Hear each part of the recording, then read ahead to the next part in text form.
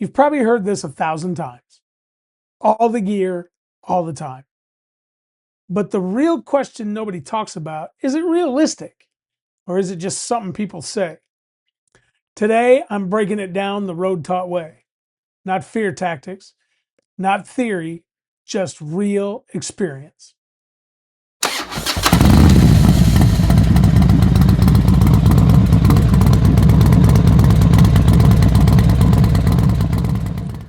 Welcome back to the channel. If you're new here, this isn't a polished studio motorcycle channel. This is where the road teaches us real life lessons. One of the biggest lessons I ever learned did originally come from a riding class, but it really came in the moment where things went wrong faster than I ever expected. So today we're talking about ATGATT, all the gear, all the time, what it really means, why it matters, and how to actually apply it in real life riding. When people say all the gear all the time, most riders picture the full setup: a helmet, jacket, gloves, boots, and pants. And yes, that's ideal. But ATGATT isn't about looking cool. You're not about impressing other riders. It's about one thing: protecting yourself from the mistake you don't see coming. Because the truth is, most crashes don't happen because you're riding reckless. They happen because someone else wasn't paying attention. Let's be honest. You're riding one day to the store, just a short distance. You're riding 5 minutes down the road. It's hot outside, blazing humidity. Georgia, Florida, Texas, Arizona. Y'all know what I'm talking about. You're tired. You're thinking, I'll be fine. Every rider has those thoughts more often than not. And that's when the road surprises you. Because the reality is, the road doesn't care if you're going on a 300-mile trip or on a 3-minute ride. So if you're trying to follow ATGATT in the real world, here's what most people think that looks like: helmet, jacket, gloves, proper riding pants, and riding boots. Let's go through them one by one. Let's start at the top with the helmet. Number one, the helmet should always be at least DOT approved, at least. Now, we can debate half helmet, three-quarter helmet, full face helmet, but full face helmets are by far the safest helmets on the market. They will protect you the most. Three-quarter helmets come next, and then there's half helmets, which protects you from here up, protects your head and only your head. Now, full disclosure, I wear a half helmet. And the reason is for some reason I'm incredibly claustrophobic. So when I've got that face guard, chin guard, and visor over my face, I freak out. So I wear a half helmet, but it is DOT approved, and I choose to accept that extra risk. Everybody's a grown-up. You can make your choices as well. Now, here's a small statistic, and I forget exactly. It's 63 or 67% of all helmet impacts or head impacts from a crash occur in this region right here, which of course a half helmet doesn't protect. But a DOT approved helmet, half, three-quarter, or full helmet, or what they call a modular helmet. Those are really good helmets too. Now, let's get into the next step. If you don't wear a full helmet, then you've got a visor. You got to have something over your eyes because you don't have that visor over your face. So some type of shatter-resistant sunglass, eye covering, protects your eyes if you only wear a half helmet. So that's from here up, the helmet, DOT approved. Now let's go to the next step, jackets. Obviously, when the weather's cold, good heavy leather motorcycle riding jackets. Now, a lot of people take a look at the price of a motorcycle riding jacket and they freak out. Okay, but you got to realize a couple of things. Okay, this isn't your Wilson's Mall store leather. It's incredibly durable, it's incredibly long lasting, and it's designed to protect you.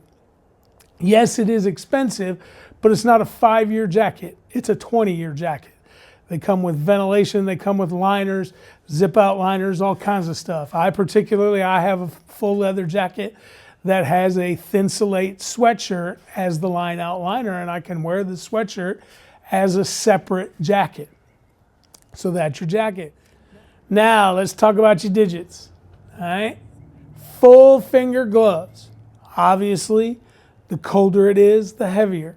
But those cut off finger, half finger gloves give you no protection. They may look cool in the Harley world, but they're not protective enough. So full finger gloves, it gives you better grip on the throttle and the handlebars and gives you way better protection when something goes bad. All right, you want a glove, not necessarily leather, but you want a glove that has a reinforced palm for protection, and then obviously a weight that's appropriate to the weather that you're riding in. Because when and if you go down, hopefully never, the first thing you'll do is those hands will go out in front of you and your palms will come to the ground. So that's the gloves, full finger gloves, a weight that's appropriate to the weather you're riding in, and a warmth that's appropriate to the weather you're riding in, with a protective palm area to protect your hands. Now we'll go down to the next step. What do you wear on your legs? Let's not wear stretch pants. Let's not wear lounge pants. Let's not wear sweatpants. We need at least jeans. Okay, good sturdy jeans like I've got on today. Or above that, pants that are designed specifically for riding. There are jeans that are designed specifically for riding that have interior pockets for them to put armor in them to protect your knees and protect your shins. Okay, so good riding pants, at a minimum, a weight of a jean, if not more. Leather pants, riding pants specific, anything like that. All right, so then we get to the ground, we get to the boots. All right, so you want something that's sturdy, something that comes up over your ankle bone, at least. Higher boots. All right, the more protection and stiffness for your ankle, the better. If you're riding a Harley touring bike like mine, every time you put that foot down, that's a 900-pound bike. You need some sturdiness in your ankle, especially when you start getting older like me. All right. You want what's called a resistant or a stiffer sole, something that's comfortable to walk in, but not a tennis shoe. You don't want a sole that you can twist like a Van. You want a sole that when you go to twist it, stays kind of tight. Okay. But again, still comfortable to walk around in, because you don't want to change your shoes every time you get off the bike. There are plenty of great boots designed for riding out there. If you're a Harley person, they got all kinds of boots that you can imagine. They've even got a couple of boots that kind of look like Van high tops that are perfect for riding. If you're not a Harley person, if you're a sport bike rider, there's appropriate boots for that action, because you're doing different things with your legs than a Harley rider. But get that good, safe, appropriate boot. And that's what you want to wear, ladies and gentlemen. Let's go back to the jacket for a minute. So everybody goes, oh, jacket, hot, leather. Oh, it's 95 degrees out. It's 100 degrees out. I live in Arizona. It's 117 degrees.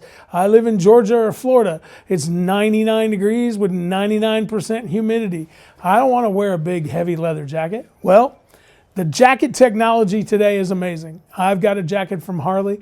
Maybe I'll highlight it specifically in another episode, but I've got a jacket from Harley for the summertime that is so well ventilated that if I'm wearing a t-shirt and that jacket and it gets below 75 degrees, I'm chilly. That's how ventilated it is. But the material is designed to protect me, and then it's got pockets in the shoulders and in the elbows for armor.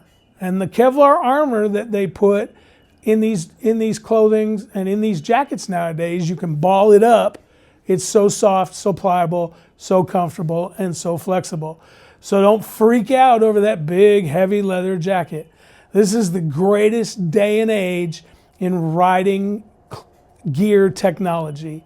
It's lightweight, it's not heavy and cumbersome like it used to be. It's ventilated and comfortable, and it's designed for every riding temperature and every riding condition. So that's what you want your ATGATT to be, all the gear, all the time. Remember, in the end, it's not about perfection, it's about protection. Proper riding gear all the gear, all the time, isn't about being perfect. It's about stacking the odds in your favor every single time you ride. So you can ride longer, live longer, and enjoy that adventure even longer.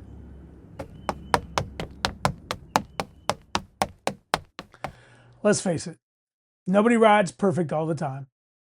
Nobody makes the perfect decision every time they ride. But the riders who stay on the road the longest are the ones who respect how fast things can change. The road taught me this: you never regret wearing all the gear. You only regret not wearing it. If you ride, I want to hear from you. Do you ride wearing all the gear all the time, every single time? Or are you honest about the times you don't? Do you know somebody that got into a wreck and wasn't wearing the gear and it changed your perspective? Do you know somebody who got into a wreck and was saved by wearing all the gear and it changed your perspective? Drop some comments. There's no judgment here, just real riders talking about their real experiences. Before you go, do me a favor, hit the like button, hit that subscribe button, and help my new channel grow. This channel is all about the lessons the road teaches the hard way, so that you don't have to go out and learn them the same way. Stay safe out there, keep the rubber side down, and I'll see you in the next one.